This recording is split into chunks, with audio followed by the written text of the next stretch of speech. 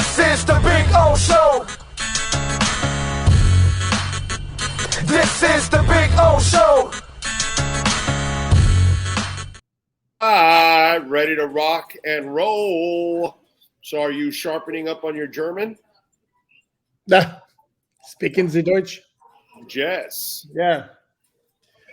Will they even send you? No, they will not send me.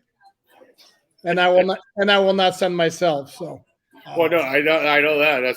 The listeners are like, hey, are you gonna go cover the game in Germany? I'm like, sure. Send us $4,500 and we'll go cover it for you, bro. No problem. I'll cover it. I'll go to Germany with Sean. Not a problem, but you guys are going to have to pay for it because that's a lot of money to go to that place, dude. Yeah, same here. Tell you what, though, that's a nice break for the Dolphins in the schedule because I know there are some fans who are like, well, they just ruined the Tyreek Hill return to KC, which would last for about 5 minutes at the start of the game, and then the game starts and you completely forget about it. And now beating. And by the way, that's more for them, not us. Like, why would a Dolphins fan give a shit about that anyways? You'd be surprised. I got a lot of comments from Dolphin fans who are like, oh, man, this sucks. They're winning. No, it just made winning against the Chiefs a lot easier than if the game were at the Arrowhead Stadium. Hell yeah. You don't have to deal with that crowd, bro. That's that's one of the best crowds in all of pro sports, Kansas City. So, yeah, I was talking with Matt Verderam about that because he lives in Chicago, but he's a monster Kansas City fan. And so we always have some Kansas City conversations here every once in a while in his segment. And I told him the same thing. I said the Dolphins got a break going to Germany, not having to deal with that crowd in Arrowhead because that's a bitch of a crowd, man. 32-9 at home since Patrick Mahomes became their starting quarterback. Yeah. Yeah, I'm just dying to go there so I can just like walk around and have some barbecue. That's it. Just beg people to give me a piece of the barbecue that they're cooking or something, just so I can try it because that's really why I want to go there, just for the food. That's how fat people think. What can I tell you? There you go. I hear you. I was at Arrowhead for a preseason game many years ago. I'm not a huge barbecue guy, so. Oh, so it wasn't big. It wasn't a big deal for me. For me, I can always go for some ribs, bro. I love some barbecue, man. All right, are you loving the primetime dates for the Miami Dolphins? The ones I've seen that have been out are like pretty much all on the road, as I recall. Yes, yeah, they are. You're right. Yeah. Jesus, what's that about? Yeah, the Black Friday one is at the Jets. The Kansas City one's in that's an afternoon, but it's a standalone game. Right, it's Kansas City's in Germany, and then this the one we just talked about. Eagles, the Patriots. I'm sorry, the Patriots. Patriots week 2, Eagles week 7, which also on the road. Yeah, would be nice, but it appears, which is good. It appears that looks like week 18 is going to be Buffalo here. You want to talk about a fabulous matchup to end the season, and good that it's in Miami. Yeah, Marcel said that it's going to be the reverse. They come here, they come here late. We go there early, or whatever it is. So yeah, right. Yeah. All right. It is what it is. Listen, last time as I told Marcel, Buffalo struggles in the cold and in the heat. So it's just How about when it's mild temperature? They're good then or no? I don't know. We'll find out because that's kind of what it is here in December. It's mild temperatures. It's not really cold. It's not really hot. So maybe that's maybe Goodell was trying to find the happy medium for Buffalo there. I think that's what happened. Maybe. I mean, we clearly found out last year that they struggled in the snow late in the season, and then we found out early in the season that obviously they were wilting in the heat here. So I don't know what makes Buffalo happy. There are a lot of teams gonna wilt in that heat in September. I mean, that's no joke. And the way the Dolphins have the stadium set up, that's a big ass home field advantage. I mean, big. Yeah. No, there's no doubt about it, bro. That sun is beating down on that side of the field. And it is. Here's the part that I don't understand. These teams have more money than God. You know you're going to Miami. You know the sun's going to be beating down on you. Why don't you take some extra equipment, bro? Why don't you take the stuff that has even the roofs and everything when you're sitting down and all that kind of stuff? Why don't you just go all out for that trip? That's the only way to deal with it, is to get some kind of covering over it to get some shade over there. Because and this idea of like come down a few days earlier, man, you're not getting used to that heat. Sorry, not happening. Brother, you don't get used to the heat if you're here for years. It doesn't really matter. Give me a break, bro. Yep. Yeah, that heat goes through all of us, even us veterans that have been here forever. Nobody just walks around in July, August heat, September heat going, oh, yeah, this is nothing here in South Florida. Bullshit, dude. That shit tears us all apart, man. Big time. I was just talking with somebody that I was at a spot today, and we were outside checking out the bar, and it was hot as hell, dude. And it was like, yeah, I just showered. I'm about to take my second shower out here because it's so damn hot, man. No, it just drains you. I mean, crazy. Yeah. What else have you seen from the schedule that caught your eye, even if it's not Dolphins related? I know there's a lot of people bitching about Detroit being picked as the kickoff opponent for the Chiefs. And my thought is, yeah, they had a ton of great, juicy matchups for the Chiefs for that game. But I think a lot of the other networks wanted those games for later on in the year. And it's the first game of the regular season everybody's watching, unless it's an absolute joke of a matchup. And there's a lot of curiosity about Detroit because of the way they ended last season. So I personally have no issue with it. I actually am happy for Detroit's fans. They deserve this. They had some success last year. You don't know if it was an aberration or whatever. So if you're the league, hey, man, Detroit might become Detroit 6 weeks into the season or 10 weeks in the season. Let's do it in the first week where there's still a buzz. Dan Campbell will be great television for us leading up to that, all of that kind of shit. So to me, it does make a lot of sense. Plus, they added more weapons on offense, and kudos to Jared Goff. He played like I never thought he could play, to be quite honest. Okay? When he had some success with the Rams, they were so loaded that he just had to kind of be a facilitator at times. But in Detroit this past year, he literally had to come through in big moments, and he did, to his credit. So I kind of like it. Of course, I would love to see the Dolphins and the Chiefs on a Thursday night to open up the season selfishly. But you know what? The Detroit game does bring some buzz because of what we remember last year with Campbell and the boys. Yeah, and I think it's a team on the upswing. I would be very disappointed. And I like Dan Campbell. I mean, he was great when he was here. He's super likable, man. Yeah. And they kind of they showed some signs. I mean, they got off to a horrible start his first year as a head coach, but you saw signs that they were going to play hard each and every week. And then last year, again, same deal, got off to a really bad start and then really came on. And the other thing about Jared Goff, you mentioned is Detroit's got a hell of an offensive line too, which helps. I'll give you something else that I've noticed from the schedule that have been leaked is I've seen the Giants with like 5 primetime games, including 3 in the first 4 weeks. And then I've seen the Eagles with 3 primetime games. Somebody please explain that to me, because I'm sorry. New York. Oh, no, correct. And I saw the Packers with 5 primetime games. Are we serious? New York. Yeah. No, well, the Packers is like Green Bay, the traditional team and all that. But what if Jordan Love is, can't get the job done? That I'm sorry. Okay. Packers also have 5 primetime games based on the schedule. Wow.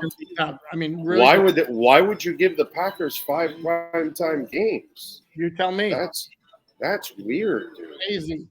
Plus Thanksgiving. And here's something else that stuck out on the things that leaked. Thanksgiving is nothing but NFC teams because, of course, the AFC is not twice as good as the NFC these days. So let's just stack up nothing but NFC games. It's Green Bay at Detroit, Washington at Dallas, San Francisco at Seattle. Oh, God. That looks like 3 good teams, 3 bad teams playing each other. Almost. Yeah, almost. Because Green Bay's not going to be good, and so they're taking on Detroit. You said it was Dallas and who? Washington. I don't have any hope for Washington right Sam now. Howell, and then San I like Francisco. Sam. I like Sam Howell, but he's a youngin, bro. I mean, Correct. I can't put those expectations on the young kid. I love Pickett too. Actually, I thought Pickett was a really good pick by the Steelers, but again, I didn't expect a lot from him last year, and the kid started coming on towards the end. And what was the third matchup? San Francisco at Seattle. I don't expect Seattle. I mean, well, maybe this guy shocks us again. Correct. But would we be surprised if Geno Smith took a major step back this season? No, I wouldn't be surprised if Geno Smith is Geno Smith. He wasn't Geno Smith last year. Let's be honest now. That's not the Geno Smith we've all grown to love. Okay, that's a completely different Red Raider, right? He was a Red Raider. West Virginia? West Virginia. No. High school here. Oh, Allendale, I believe. No, or Miramar. Miramar, I believe. Oh, it's Miramar. Okay. I believe. Okay. So, how come I thought it was somebody else? But anyways, help us out there if you know what was Gino. But yeah, that's that. Yeah, that's not good, man. No, didn't thrill me at all. The Christmas the trip, I can see the tryptophan kicking in and me falling asleep. Otherwise known as a food coma. Christmas Day looks like it's got some better games. I think I remember Baltimore Frisco was the last game on Christmas Day. Raiders Kansas City is another one. I forget what the middle game is. I think Giants and the Eagles. Again, the fascination with the Giants, and I think Brian Dable's a hell of a coach. But if that team went flop this year, it wouldn't surprise me at all. Yeah, exactly. Because I think most of us still don't believe in the quarterback, and Dable did an awesome job last year, dude. I'm not taking a damn thing away from that guy, but I have a hard time believing that kid's going to be good again or serviceable. He wasn't good last year. He was serviceable last year. You know. Yeah, I'd give him even a little higher than serviceable, but he's like Joe Smith. I wouldn't be surprised by a regression in the least. Yeah, I'm with you there. All right, I'll ask you the same thing. Do we know anything on any negotiations with Wilkins? Because if money will be freed up on in June here, we're expecting that. I would imagine the talks are already going. Do we know anything about that? No, and it's radio silence. I mean, the Dolphins have been very good last few years, actually. Again, not a whole lot goes on. I mean, Mike McDaniel said at the owners' meeting that they are talking with the agent, which obviously makes sense. I have taken the position now. It wouldn't shock me if nothing happened before. If nothing happened at all this year. Again, the idea of waiting to see exactly how well he fits, because here's the problem is you got the big name defensive tackles around the NFL who came in about the same time as Wilkins are all signing, and they're signing big money deals. The last one, Dexter Lawrence, who by the way happened to play with Wilkins at Clemson. And you saw Wilkins on social media, like big shout out to his guy. Well, yeah, because he's real happy for him. He's also real happy for himself, because that kind of like certainly doesn't hurt his market value. Possible the Dolphins are maybe like, not quite what we want to pay you. So it wouldn't surprise me if it took a while, to be honest with you. Okay. I mean, that's why I'm wondering, what's going to happen here in June. Are they going to be able to get those deals done? And I wonder, because he can play he's under contract for this upcoming season. Yeah. He's on the fifth option. But you just don't want that. You don't want him to have to play under that option, correct? Well, you can, and then if he has another like monster year, or even picks up from last season and takes yet another step forward, again, you can still re-engage for a long-term contract. And if that doesn't pan out, you still have the option of putting the franchise tag on him next off season. So that's why the urgency, I think maybe we might overstate it if we say the deal absolutely needs to get done right now. By the way, 15 touchdowns and 5 interceptions, 3,200 yards. I don't know if that's good. Yeah, but how many rushing yards? Let's see. Do we have the rushing yards here?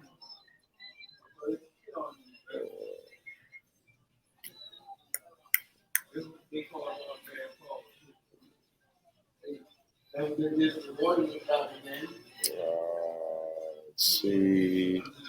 He had, I think, if I'm correct here, 708 rushing yards. That's 7 pretty good. touchdowns. That's pretty damn good. That's exceptional. Yeah. And the thing with it's only 15 touchdown passes, but the ratio is 3-1. Well, it's 20. No, but it's 22 with the 7 he rushed. Correct. So it's 4-1 actually. Yeah. So it actually turns out to be really good once you add the rushing yard. The only problem I have with that is you went from 279, 423, 298 to then 708. That shit ain't gonna live long. You cannot do that. You're taking too many hits. That just doesn't. That can't be your norm from here on out. I don't disagree, but you take that away from his game, and you're left. It's not because Daniel Jones is like a great passer. Right. Exactly. No, I get it that he needs it. Yeah. But again, I'll use the same reasoning with Lamar that I will with him. If you need your legs in order to be effective, then your time as a quarterback is numbered. It's numbered even worse than it is for any normal quarterback. Put it that way. That's the way I think. I think you must make a living from the pocket or forget about it. The run has to be a complement. It cannot be a main feature of your game that, okay, if I don't have this, I'm not effective. Those are dangerous quarterbacks for me because those are the guys that are going to get hurt, unfortunately. You know what I mean? Except as like somebody pointed out, is Lamar Jackson's injuries the last couple of years have been when he's been hit in the pocket. It wasn't when he was scrambling. So. Yeah, but you're already taking all those other hits. That's why it's what I say about Tua. None of his hits are normal football hits. It's every time he holds onto the ball and then he lets somebody build up that juice and get him, except for the Green Bay one. Outside of that, all the other ones were vicious, and that's because you keep waiting for too long.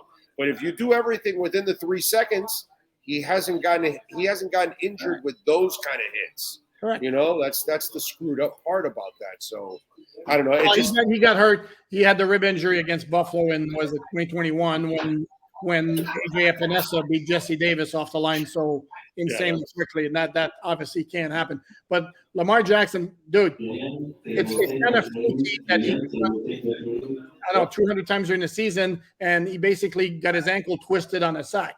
That had nothing to do with the fact that he's a scrambling quarterback. That just happens to be bad luck. No, I know. But he's gotten hurt running the ball, and he's gotten injured running the ball. It's piled up on him too. It's a wear and tear thing. I'm terrified of running quarterbacks that need to run in order to be effective. I like you to run when it's only necessity, that you have no choice. Ideally, that's the better prototype, absolutely, without question. Mahomes. That's what Mahomes, right. That's what Russell Wilson would do. Those guys only run when it's the last resort, not because it's by design. And that to me is, and I know the Bills are trying to get that out of Josh Allen too. And I think he's playing with fire as it is. The same way also, if he continues to run at that pace also. All right, so I think Dolphin-wise, I think we're set. What are we looking for in minicamp now? What are we expecting here? You mean the rookie minicamp tomorrow? I don't know, dude, to be honest with you. I mean, we're going to get to watch them for a very brief period of time. Talk to a few of those guys. It'll be interesting to see what kind of personality they have, talking like in a small group as opposed to on a Zoom. What did you see the Higgins interview with T.O.? I did not. You should watch it. Okay. You should watch it. T.O. has this podcast. The annoying part of it, I will tell you ahead of time, listening to T.O. Like, it's just way too much of it, But Higgins, impressive young man. Impressive young man. Oh, I mean, yeah, I can imagine. Yeah. No, but he's not. Of course, he's smart because he went to Stanford. But he's a confident guy. He is well versed. Like, he understands the game really well, and he explains different things along the way. So it's impressive. I'm telling you, you want to watch that interview, especially just in case you're about to talk to him. You might get some things out of it, But I know you'll have to tolerate some comments from T.O. and it'll get tedious or whatever. But the kid is enlightening, bro. Okay, it's cool. Yeah, it's cool. I like him. Like I like his tune. I think he's got a pro mentality already as a youngin. And that was the impressive part of it. And if any of you out there have not seen it, because some of you told me to watch the T.O. Higgins interview, you should go watch it because it's actually really cool. You'll feel even better about the draft pick, and you haven't even seen the guy play yet. But you'll feel better about it. He's very honest about himself too, how he describes himself. He's not like one of these kids that's completely unrealistic about everything and all that kind of stuff. I like him. He's kind of level-headed, man. If I'm not mistaken, though, his father was in the military, so I'm sure. Oh, okay. That is some discipline and good values in the field. Yeah, no, you can tell there's some good breeding there. You can tell right away. It's kind of like Waddle. You look at Waddle and you know that there's like a good dude there. You know what I mean? Yep. He just looks it. All right, follow him on Twitter at Poupart NFL. What do you got going on SI? And when's the next battle with you and Omar? The next battle with me and Omar is going to be this weekend. And what's been going on the last couple of days is a whole lot of schedule-related stuff, which we're going to analyze when we finally get the whole thing. No later than 8 p.m. tonight. Hopefully, we'll get more of it and all of it before then. You don't play the silly schedule game, do you? Well, it's going to be a hard schedule. It's going to be easy. Win, lose. Yeah. I think I find that to be the most useless thing in the world because there's no way you're going to know how good a team is going to be or how bad a team is going to be. You know what I mean? Like, did you know that Detroit was going to be that good last year? No, you didn't, bro. Yeah, correct. It's just one of those deals, and it's just hilarious. Anyway, but I will analyze it in terms of what looks like the right is the favorable matchups in terms of when it's scheduled. Where starting with the Kansas City game right away was one that I kind of touched upon. Yeah, it's interesting though because if you go the strength of schedule is always based on last year's records. Mm-hmm. Well, to me, I made the argument. I wrote a story about this on alldolphins.com that the Dolphins had the second toughest schedule based on last year's one-loss records. But I would make the argument that their schedule actually immediately got easier once they took that game at Kansas City away from Arrowhead Stadium. Sure. Yeah, of course. Yeah, that's. Who can argue that? I would hope nobody. Now it's still a really difficult game because you're playing a hell of a team. But the good thing is you no longer have to deal with the environment, and you probably will have as many Dolphin fans as Chiefs fans in the stands, if not more. If not more. I don't know how the Dolphins roll in Germany. I'm not sure. I know London they kick. London and Mexico, I know they kick serious ass when it comes to fans. I don't know how they roll in Germany. I believe they roll pretty well, even though if you remember like a couple of years ago, the NFL had teams like set up markets, international markets, like that. The Dolphins have Spain and Brazil, I believe, unless I'm mistaken, or Brazil and England or something like that. And Kansas City has Germany as one of its quote unquote like international market. But I still, if unless I'm severely mistaken, I still think that there's a lot of Dolphin fans. Yeah. And listen, fair weather fans, that's printed all over the world. Mm-hmm. So with Kansas City being hot, there'll be plenty of people that'll be on their bandwagon right now. So, yep, without question. Yeah, Mahomes is a very likable dude all over the place. So, yeah. All right, follow him on Twitter at Poupart NFL. Alain, as always, thank you, my brother. Have a great weekend. We'll catch up next week. Sounds like a plan. You'll be good. Thank you, my friend. There you go. EJD Construction, Dade or Broward County, folks. Whatever it is you're looking to do, custom home construction, major home remodeling, you call my guy Eric, 305-433-4843, ejdconstruction.com. Go to the Instagram page. You can see a lot of the work they've done there at EJD Construction.